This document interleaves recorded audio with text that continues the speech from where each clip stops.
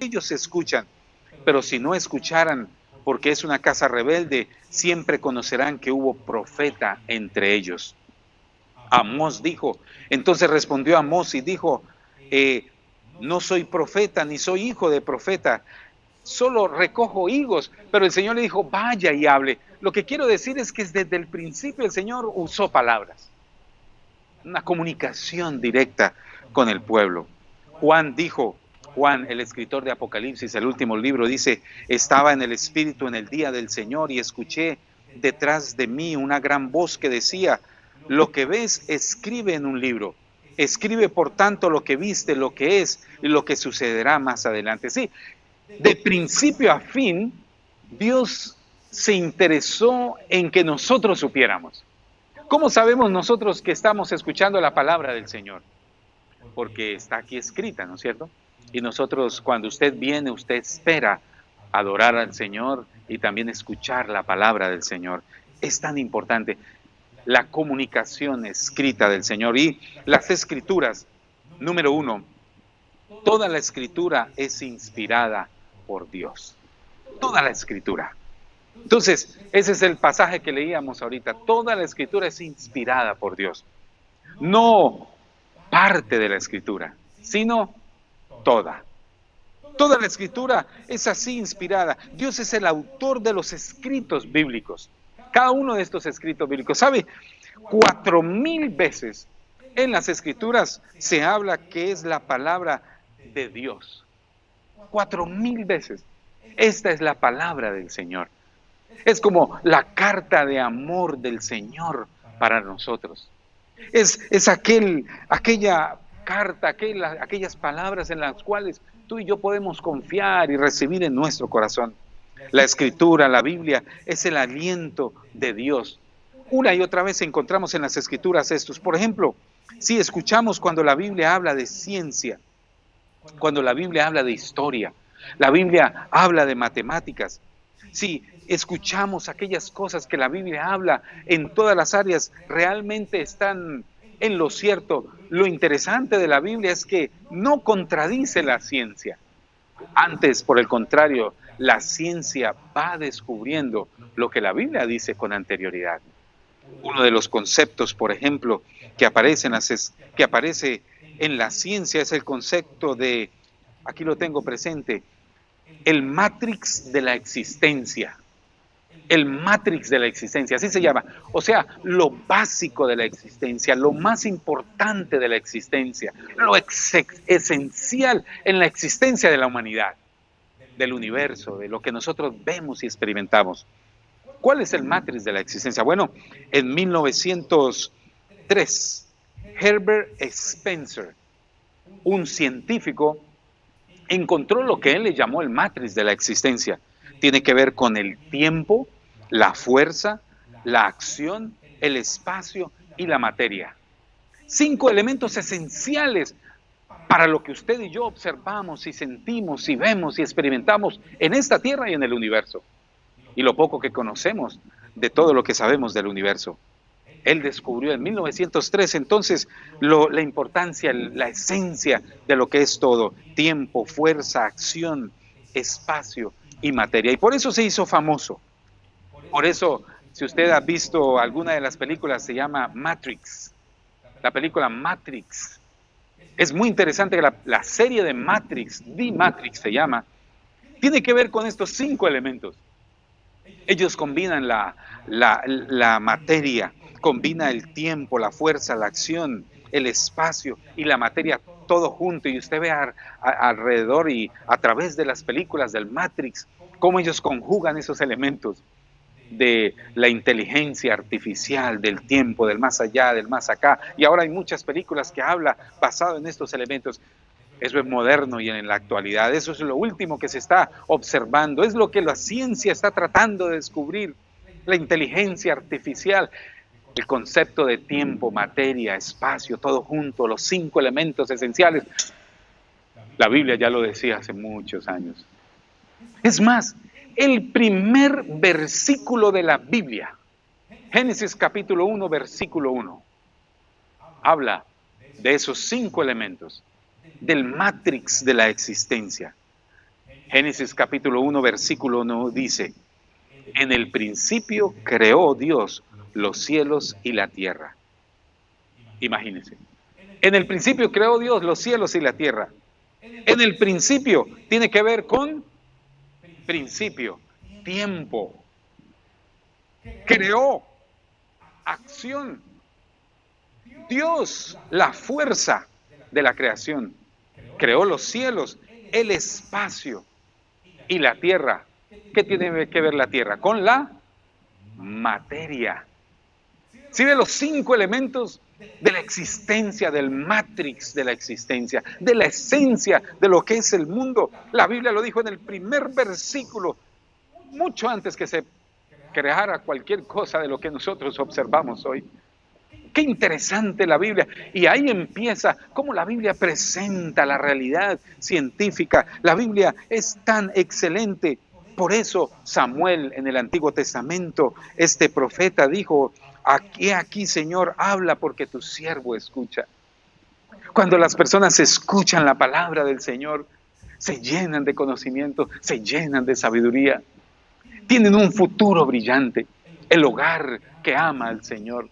Un matrimonio con futuro, aquel matrimonio que abraza los principios del Señor. Dios ha hablado de muchas maneras, dice las Escrituras. En Hebreos capítulo 1, versículo 1. No sé si está como muy frío ahorita, le podemos bajar un poquito, Carlitos, de pronto al aire. Yo veo algunos que están como temblando ahí. ¿Están bien? Ok, muy bien, están bien entonces. En el versículo 1, capítulo 1 dice: Dios, habiendo hablado de muchas veces y de muchas maneras, en otros tiempos a los padres por los profetas, en estos postreros días nos ha hablado por el Hijo.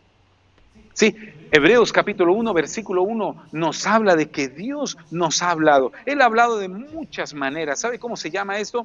Polotropos en el griego. De muchas maneras. En la Biblia Dios presenta cómo Él habló a través de visiones, a través de profecías, a través de parábolas, a través de tipos, a través de símbolos, a través de ceremonia. Sí, teofanía. Es el hablar de Dios. Dios siempre ha querido comunicarse con el hombre desde el inicio y aún lo sigue haciendo. Dios quiere comunicarse contigo, Dios quiere enseñarte sus principios, Dios quiere amarte y que tú te dejes amar y que tengas una vida victoriosa. Teofanía, ese es el principio. El Antiguo Testamento no es la colección de dichos sabios. El Antiguo Testamento no es la colección de hombres sabios de la antigüedad. El Antiguo Testamento no es que tenga buenas ideas de buenos hombres, no.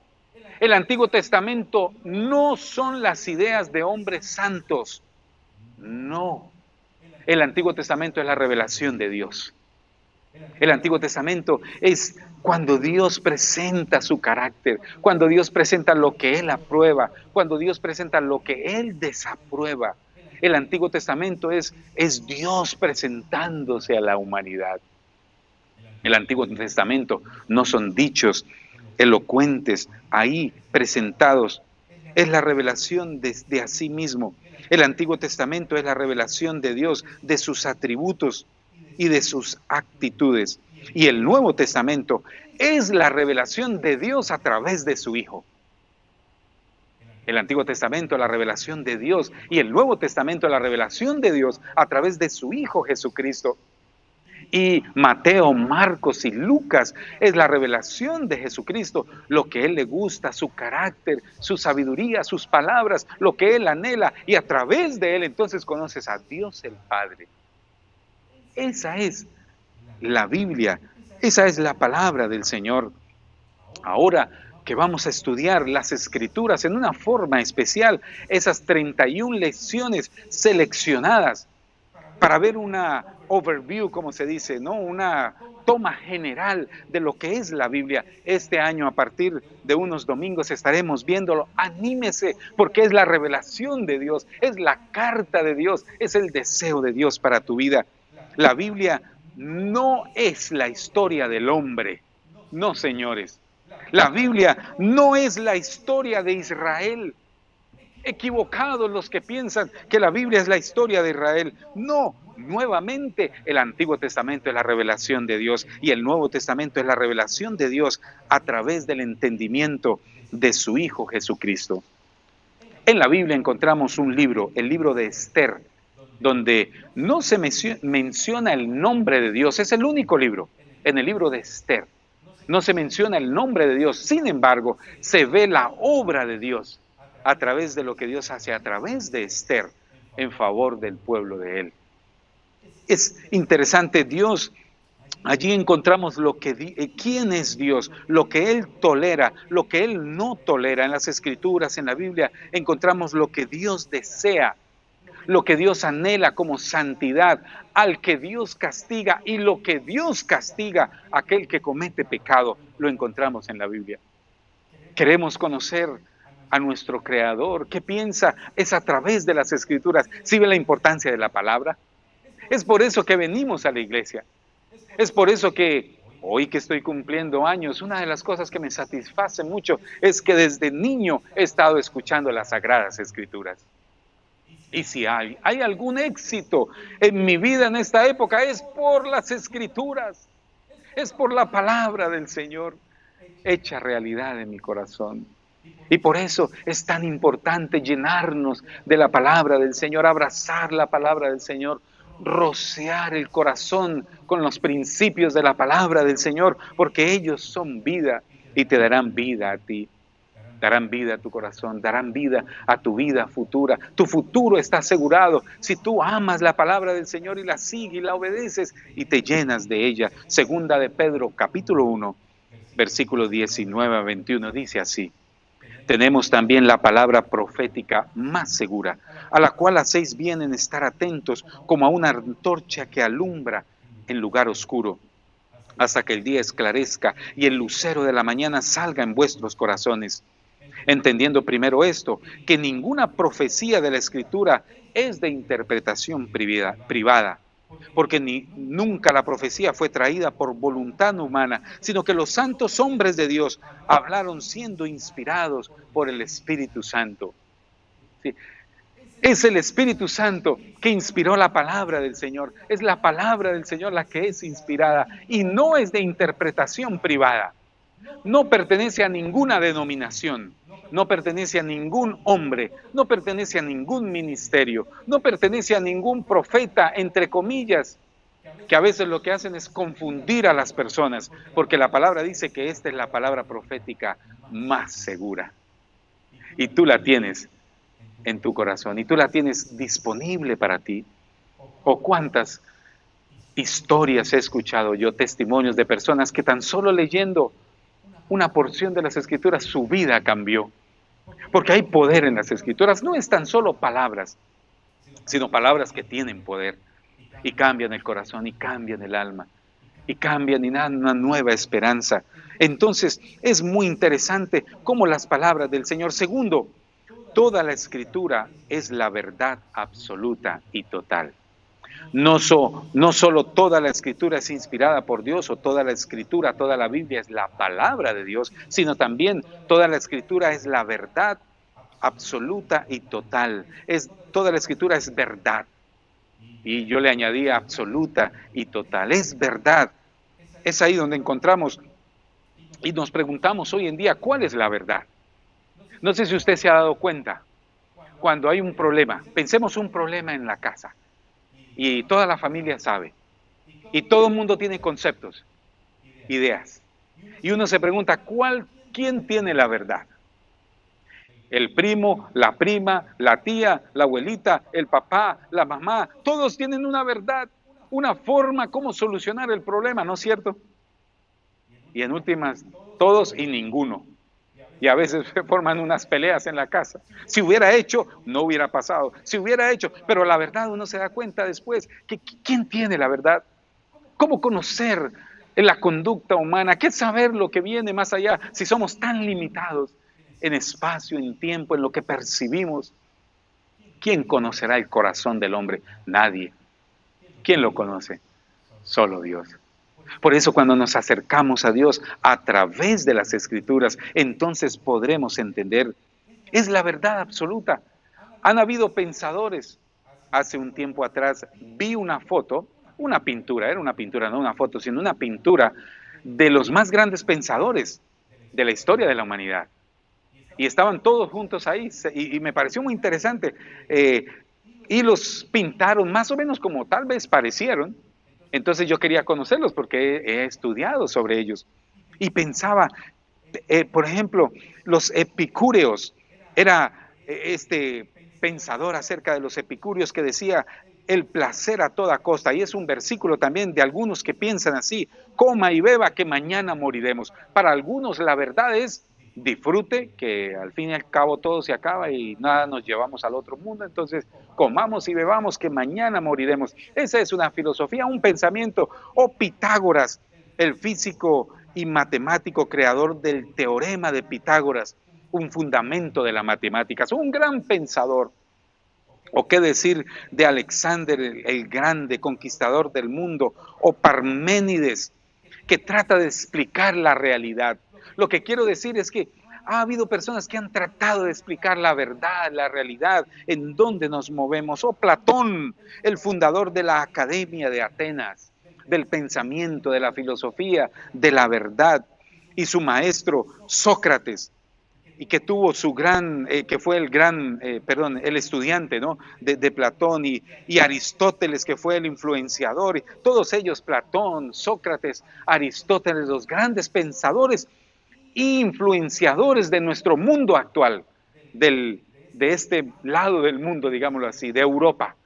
Alguien dijo que la filosofía de Europa está tomada de las notas que hizo Platón en sus apuntes así rápidos que tomó de su vida. Lo que quiero decir es, ¿quién tiene la verdad?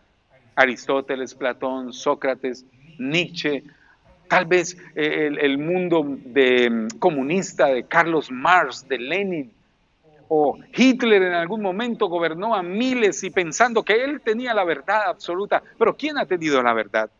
¿Sabe lo que dice el Salmo 119, 160? Dice así: la suma de tu palabra es verdad, y eterno es todo juicio de tu justicia. La suma de tu palabra es verdad. Sócrates, Platón, Aristóteles, Parménides y todos los grandes pensadores del mundo se han quedado corticos en cuanto a la verdad. Si tú quieres conocer la verdad, mira las Escrituras, mira las palabras del Señor, no como algo religioso, sino para conocer y llenar tu corazón de esa sabiduría. No te estoy diciendo que tienes que hacer esto o aquello, no, conoce las Escrituras y ellas van a transformar tu corazón. El Salmo lo expresa muy bien. La Biblia es tan correcta cuando habla de geología o psicología o biología o antropología o astronomía o hidrología. Todas esas ciencias se encuentran en un versículo o en el otro. Ahí encontramos esos versículos. Los profetas hablaron de parte de Dios, inspirados por el Espíritu Santo. Es muy importante entender y reconocer que vinieron de Dios las Escrituras. La vida cambia. El concepto de la vida cambia cuando tú entiendes, y yo entiendo, y conocemos que esta Escritura es inspirada por el Señor. 99% es fiel lo que ellos escribieron. Hay una ilustración que habla de los nazarenos, aquellos que tuvieron el trabajo de escribir las Escrituras, hombres que se dedicaron a esto. Cuando ellos encontraban la palabra Yahweh o Jehová, iban y se santificaban y regresaban y contaban las palabras en las cuales iban y contaban palabras y palabras, que todo estuviera perfectamente traducido. A veces uno piensa que esto salió así como muy flamboyano, digámoslo así, muy a la deriva. No, fue escrito, fue inspirado por aquellos hombres, fue inspirado por Dios en aquellos hombres, y después los que hicieron las traducciones, los que hicieron después, reunieron el canon, fueron hechos con mucha dedicación, hombres que se dedicaron toda su vida a hacer esa traducción especial. Mateo 22, 16 dice: y le enviaron los discípulos de ellos con los herodianos diciendo: maestro, hablando de Jesús o hablándole a Jesús, sabemos que eres amante de la verdad Aquellas personas que vivieron en la época de Jesús sabían que Jesús amaba la verdad y que enseñas la verdad, dijeron los herodianos, con verdad en el camino de Dios, y que no te cuidas de nadie porque no miras la apariencia de los hombres. Incluso los enemigos de Jesús en su época reconocieron que Jesús hablaba la verdad, que Jesús amaba la verdad, que Jesús enseñaba la verdad y era el camino a Dios. Lo que Jesús dijo es la verdad. El punto de vista bíblico es diferente a nuestro pensamiento solamente humano, ¿no es cierto? No podemos confiar en el pensamiento humano. Y es lo que dice Isaías 55, 7 a 9. Deje el impío su camino y el hombre inicuo sus pensamientos, y vuélvase a Jehová, el cual tendrá de él misericordia, y al Dios nuestro, el cual será amplio en perdonar, porque mis pensamientos no son vuestros pensamientos, ni mis caminos, ni tus caminos, mis caminos, dice Jehová. ¿Cómo son más altos los cielos de la tierra? Así son más mis caminos más altos que vuestros caminos, y mis pensamientos más que vuestros pensamientos. Necesitamos dejar de confiar en nuestros pensamientos, en mis caminos, en mis ideas, en mis estrategias. Por supuesto, cuando están llenas del pensamiento de Dios, entonces continuamos seguros y confiados y en fe. Pero somos tan limitados. Es así nuestra vida. Qué importante es llegar a esa humildad y decir, Señor, yo necesito de ti. Tus pensamientos son reales, son correctos. ¿Cuántas veces uno pelea por insignificancias, no es cierto? Pensando que es lo máximo de la vida. Y no es lo máximo. Hay cosas más importantes, ¿no es cierto? ¿Por qué dar la vida? ¿Qué tal si cuando tengas que tomar una decisión, llegas a la palabra y mira, Señor, ¿qué dices tú acerca de ello? Yo me acuerdo en una ocasión que viajaba con un hermano, que viajábamos visitando iglesias, y yo les he contado aquí. Y una de las cosas que él hacía antes de tomar cualquier decisión era, vamos a orar, oremos a ver qué dice el Señor. Y tenía esa buena costumbre. Yo decía, Señor, qué importante es hacerlo nosotros. Antes de firmar un documento, antes de decir una palabra, antes de dar un consejo, antes de tomar una decisión radical en nuestras vidas. ¿Cuántas veces lo hemos visto una y otra vez? ¿Cuántas veces de decirle al hijo, váyase, o a la hija, váyase, por alguna cosa y a veces tan insignificante? ¿Por qué no esperas un momento y buscas del Señor y miras qué dice el Señor en la palabra de Dios? No busques a una profeta o a un profeta, no, ya todo está aquí. No es sino buscar las Escrituras. No vayas a buscar consejos. Yo soy pastor y a mí me gusta dar consejos. Es más, tengo un título de consejero pastoral, una maestría en consejería pastoral. Y como consejero te digo, este es el mejor consejero. El mejor consejero. No hay estrategias. Lo que nosotros tenemos como consejeros es algunas herramientas. Y déjame decirte que me he dedicado seriamente a mirar las herramientas. Y ahora estoy consumido entendiendo y conociendo las estrategias de los mejores consejeros. Y me he leído libros gruesos acerca de consejería. O sea, no les estoy hablando ignorantemente acerca de la consejería. Estoy hablando con mucha inteligencia de lo que es la consejería. Pero déjame decirte que no hay mejor consejero que la palabra del Señor. Tú puedes estar sumido en la angustia, en el dolor profundo del alma, y lees un salmo y tu vida cambia. Y en medio de la angustia se convierte en esperanza. Y en medio de las lágrimas encuentras una paz sobrenatural que viene de la palabra del Señor, de un salmo. De un salmo que te dice que el Señor te va a guiar, que el Señor te va a ayudar, que esperes en Él y la fe crece. No hay mejor consejero. Y como lo digo con mucha causa y con inteligencia lo que te estoy diciendo. El consejero de la palabra del Señor. Ahí encontramos, esa es la verdad. Él vino a cumplir la verdad. Él es la verdad. Y si lo conoces, conocerás la verdad. Y si lo tienes en tu corazón, tendrás la verdad. Lo he visto en todos estos años de mi vida. Y hoy que estoy cumpliendo año, puedo decir He visto en las personas que no saben leer ni escribir, pero tienen la palabra del Señor, porque la escuchan, no porque la leen. Y son las personas más sabias, hermosas. Le dicen a sus nietecitos, mijo, no haga eso. Mija, mire que esto. Papito, mire que aquello. Y lo han aprendido en el corazón a través de las Escrituras y la palabra. Y está disponible para ti. Está ahí para tu vida y para tu corazón. Ni una coma pasará, dice las Escrituras, sino que todo se cumplirá. Ni una coma pasará. Todo se va a cumplir al pie de las letras en las Escrituras. Tú no tienes que andar temeroso o temerosa del futuro, porque el futuro está descrito ahí. Ahora las películas nos asustan tanto, ¿no es cierto?, de lo que qué va a pasar y el mundo se va a acabar. No se preocupe, tu vida está protegida con las alas del Señor Jesús. Y Él te cuida y Él te ama y nada nos va a pasar, ni una sola coma pasará, porque la palabra se cumplirá. Jesús respondió a la tentación. ¿Cómo respondió a la tentación? ¿Cómo respondió Jesús a la tentación? Escrito está, con la palabra. Cuando seas tentado por un hombre que quiere distorsionar la vida en tu corazón y el amor de lo que significa el amor, tú puedes responder con la palabra, escrito está.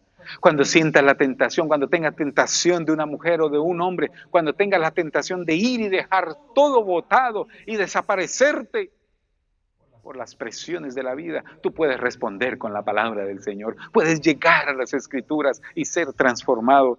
Jesús respondió a la tentación con la palabra, escrito está, escrito está, escrito está. Ahí tenemos la gran victoria del cristiano y de la persona que ama al Señor. Por último, toda la Escritura tiene un propósito natural y eternal. Toda la Escritura tiene propósito para esta vida y para la futura, para el futuro. La Escritura produce, por ejemplo, uno de los propósitos de la Escritura es darnos una claridad en la salvación. Cuando tú abrazas la Escritura, cuando tú amas los principios del Señor, entonces la salvación viene a ser clara a tu corazón. La salvación de que tú eres hijo de Dios, de que tú eres hija de Dios. La Escritura también te equipa para ser mejor. Toda la Escritura es inspirada por Dios y útil para corregir. La Escritura nos corrige nuestra conducta. Todos necesitamos ser corregidos. Y la Escritura nos corrige y nos dice, no, cuidado, no salgas por allá. Y el Espíritu Santo que está en ti. Yo creo que el Espíritu Santo está en ti. Él es tu guía. Y como pastor, ay Señor, gracias, me quité un peso grandísimo de los hombros cuando entendí el concepto. Que el Espíritu Santo está en tu vida, que tú tienes la palabra del Señor disponible para ti. Sí, ¿por qué? Porque entonces tú tienes todas las herramientas para vencer, para salir adelante, para crecer, para ser una persona productiva en el Señor. Las Escrituras, el propósito entonces es aclarar la salvación. Las Escrituras nos equipa, las Escrituras cambia el corazón, las Escrituras cambia la vida en sí. Dice que un versículo dice que no solo de pan vivirá el hombre, sino de toda Escritura, ¿no es cierto? De toda la palabra del Señor. No solo de pan, no solo de comida vivimos, pero le hacemos tanto énfasis al desayuno, el almuerzo y la comida. Y no podemos vivir en un momento sin comer, ¿no es cierto? Y nos angustiamos y luchamos y nos levantamos temprano para ir y tener dinero para ir a comer y comprar en el supermercado. Y ay de que no tengamos lo que queremos y nos enojamos y tanto que luchamos por comer físicamente. ¿Y qué del pan espiritual? No solo de pan, de comida vivirá el hombre. ¿Sabe que vi una ilustración que un pastor hablaba de en su vida, generalmente o aproximadamente en su vida, durante su vida, usted se va a comer más o menos 3,000 pollos. Y eso los que menos comen. No estoy hablando de algunos aquí que comen más pollo. Rafael dice yo. Los más conservadores se van a comer 3,000 pollos. Otros, 26,000 acres de grano. Usted se va a consumir más o menos 26,000, ¿cuál es? Sí, 26 acres. 26 acres de grano durante toda su vida. Arroz, frijol, bueno, para los mexicanos es más por el frijol, ¿no? Pan, el trigo, sí, pan, trigo, arroz, frijolitos, verduras, lentejitas. 26 acres. 50 acres de frutas y vegetales. Mi esposa de pronto más que eso. ¿El qué? El mole. Mucho. Vamos a consumir mucha comida, ¿no es cierto? ¿Y qué de las escrituras? Toda la escritura es inspirada por Dios y útil para enseñar, para redarguir, para corregir, para instruir en justicia, a fin de que el hombre de Dios sea perfecto, enteramente preparado para toda buena obra. Yo lo felicito por venir a la iglesia a adorar al Señor. Venga y traiga a otros. ¿Sabe qué necesitan ellos? Escuchar la palabra del Señor. ¿Sabe qué llenaría su corazón de fe y esperanza? La palabra del Señor. ¿Sabe qué transformaría realmente su corazón? La palabra del Señor. Si buscamos a Dios, todas las otras cosas serán añadidas. Y buscar a Dios implica venir a la iglesia y escuchar la palabra del Señor. Y salir a enseñar la palabra del Señor. Y venir a adorar al Señor juntos en comunión, en comunidad. Yo he pensado, yo he dedicado mi vida a predicar la palabra del Señor puedo contar con los dedos de las manos desde que empecé a predicar las veces que no he predicado, porque me he dedicado a predicar toda mi vida. Y yo a veces pienso, Señor, ¿cómo será el día que estemos en el cielo? Y allá lleguemos y algunas personas tanto tiempo perdido. O algunos no van a estar porque no llenaron su mente y su corazón de la palabra del Señor y no pudieron vencer el momento de tentación. Y qué tristeza me da a veces a esa persona, no a mí ni a la iglesia, porque nosotros somos vencedores, pero me da pesar por pesar por las personas que critican la palabra del Señor o que tienen por menos la palabra del Señor. Hay mucha gente que va a las iglesias, pero no le importa mucho la palabra del Señor. Van por otras cosas, la vida social, los contactos, las cosas bonitas que tiene la palabra del Señor. Como una persona me dijo una vez hace un tiempo, me dijo, ay, lo único que me gusta de la palabra del Señor son las promesas de Dios. Equivocada, porque era una mujer muy equivocada. Por supuesto, cuando ya el Señor empieza a tratar con la vida, ya no le gusta la palabra del Señor y se va como ovejitas sin pastor, como ovejitas al matadero, como personas ciegas, siguiendo a ciegos. Eso es lo que es una persona sin la palabra del Señor, un ciego guiando a ciegos. Pero cuando tú tienes la palabra del Señor, eres una persona que tienes la luz, porque la Biblia dice, lámpara es a mis pies tu palabra y lumbrera a mi camino. Sigue viniendo. Todas estas lecciones, estos próximos domingos, estaremos hablando de la palabra del Señor, desde Génesis hasta Apocalipsis. Ven a los grupos de vida, habla con la hermana Miriam, inscríbete, compra el libro, tienes la oportunidad única, comprar el libro, seguir, digamos, el tema aquí en la predicación, y si puedes venir al estudio bíblico también, y si no en la casa, léelo. Vienes preparada para cuando salga la predicación, entonces tú ya tienes idea. ¿Sí ves lo hermoso? Estaremos concentrados este próximo año en las Escrituras, la palabra del Señor, porque tu vida cambiará, tu vida será transformada más y más en las cosas del Señor. Y tu vida será, porque es el alimento espiritual. Sigue comiendo carne, sigue comiendo granos, sigue comiendo vegetales, sigue comiendo frutas, pero nunca olvides el alimento esencial de la palabra del Señor. Dele un aplauso al Señor y concluimos, porque tú estás en el lugar exacto para conocer más y más del Señor. Anímate en estudiar la palabra. Yo creo que va a ser una serie de un año. Un año. ¿Qué tal si al final del año este lugar está lleno de personas escuchando la palabra del Señor? Pero depende de ti, todos nosotros. Depende de ti que tú invites a otros, que tú te emociones y les digas, vale la pena ir 1 hora y media a la semana. Oh, Señor, eso va a ser, ese va a ser el gran reto para las personas. Ese va a ser, digamos, la tristeza de aquellas personas que una hora y media a la semana y no tuvieron tiempo para escuchar de la palabra del Señor. Ven, anímate, ven a otros y pongámonos como meta que al final haya todo este lugar lleno y el Señor nos dará. Y si no, nos pasamos al otro lugar, es mucho más cómodo, ¿no es cierto? Además, me lo han ofrecido. Sillas cómodas, todo muy bien organizadito y allá nos podemos empezar a hacer el servicio. Pero bueno, cuando haya un grupo como de unas 100 más o menos 110 personas, nos pasamos para el lugar. Es excelente, es lugar. Nos podemos pasar en cualquier momento, pero me gustaría que nos pasáramos hacia allí cuando haya más o menos unas 110 personas y el Señor va a traer más crecimiento y más palabra, porque allí está el lugar disponible con todo para que nosotros escuchemos la palabra del Señor y nos llenemos el corazón y la mente de ese mensaje celestial que Dios quiere grabar en tu vida y corazón. Señor, gracias por tu palabra, Padre, y gracias por tu presencia, y gracias por tu amor, Señor.